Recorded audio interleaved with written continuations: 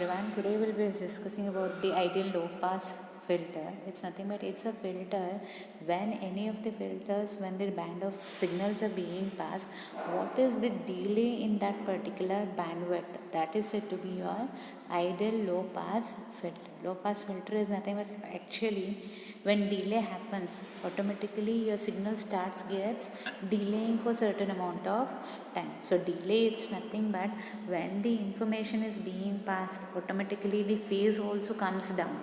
Phase is nothing but your level of information when it is being passed. When it is said to be in the beginning, like this way the signal passes, when it is moving towards forward, automatically the signal starts deteriorating means what?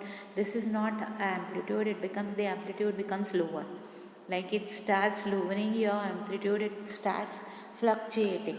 That is said to be your low pass filter when it is said to be passing a little bit of signals, few signals in a certain amount of time.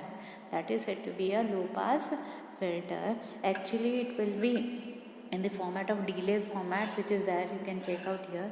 You have the symbol here. This symbol is said to be a delay factor.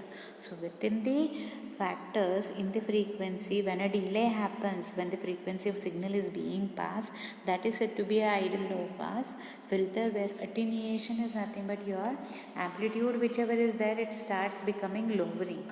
That is said to be your ideal low pass filter. The signal becomes weaker. So here when it is being passed, your phase may come down. That is said to be your ideal low pass filter. So example, here it is being given as, okay, A in cos 2 pi ft, you all know this, but minus 2 pi f, a tilde symbol, that is said to be your delay factor. This is your delay symbol. Okay, so when it is being calculated, it becomes as A in cos 2 pi ft t minus 5, tilde symbol, and it's nothing but x of t minus tilde, nothing but actual frequency of the time the data is being passed minus the delay, actual minus the delay. It will be calculated in the ideal low pass filter. Okay, so next you move on to a band pass channel.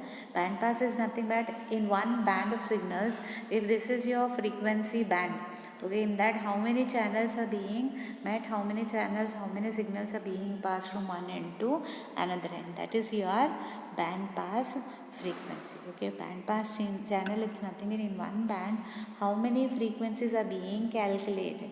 It may be lowered frequency or the higher frequency. So it may be using different types of mediums. It may be using the telephone modems, radio modems, all those modems are there. But when it is being considered, mainly it accepts your channel to pass the signal without any disturbance. That is said to be your band pass channel. Okay, in this even you have in the channel a channel distortion. Channel distortion is nothing but when we are said to be passing the signal from one end to another end, even you consider the degree at which your, like, the signal gets disturbed. The noise signal is there, that it gets disturbed within the signal. That is said to be your distortion. How it is measured is in the format of K. Okay, earlier it was your amplitude format A in and A out, but here when a distortion is being considered, you have AK cos 2 pi f k t plus theta k. Theta k, it's nothing but the distortion which happens. So here you have a signal. So when it is said to be moving the signal, at which your signal becomes lowering, it start disturbing, the phase may come and down, ups and downs. That is your theta k. And theta k, it is even having the features where it is said to be having your distortion.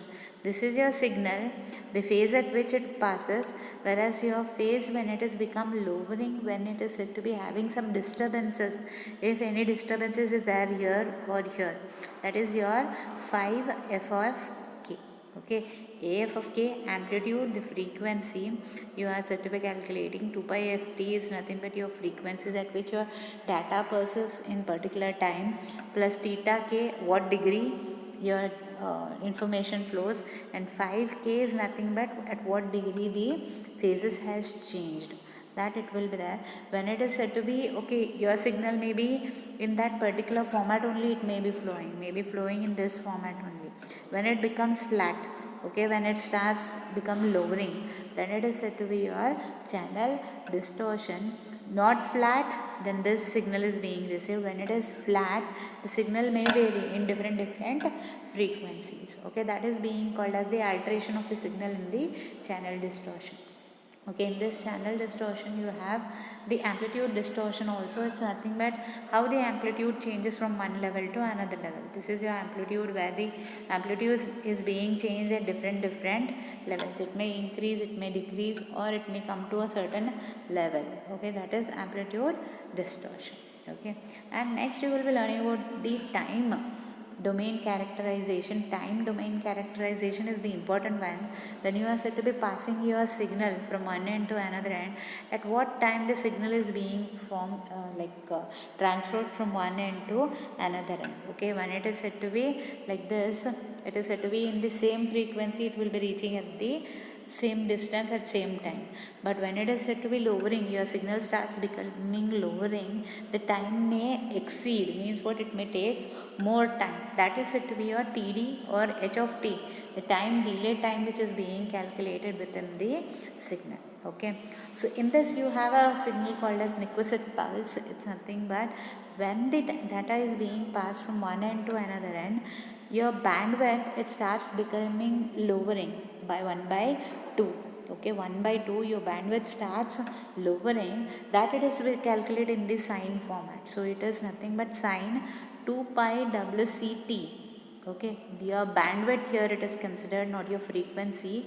Whole bandwidth it will be considered WCT divided by 2 of the bandwidth. Half of the bandwidth it will be considered within the things. Whole bandwidth plus 2 times the bandwidth divided by 2, it will consider the Nyquist pulse. Okay, each and every time it is said to be incremented by 1, incremented by or decremented by 1 or 2. Like that it starts incrementing or decrementing the time factor. That is said to be your Nyquist pulse. Remember, it's nothing but sine. It will be not in cos, it will be in sine. Sine 2 pi WCT, whole bandwidth time it will consider divided by 2. It will consider it. Okay, your bandwidth. That is your Nyquist pulse. Okay, so today's session we have learned about what is ideal low pass filter band pass channel. Then you have learned about the amplitude distortion. You have learned about time domain characterization and the Nyquist pulse. Okay, thank you.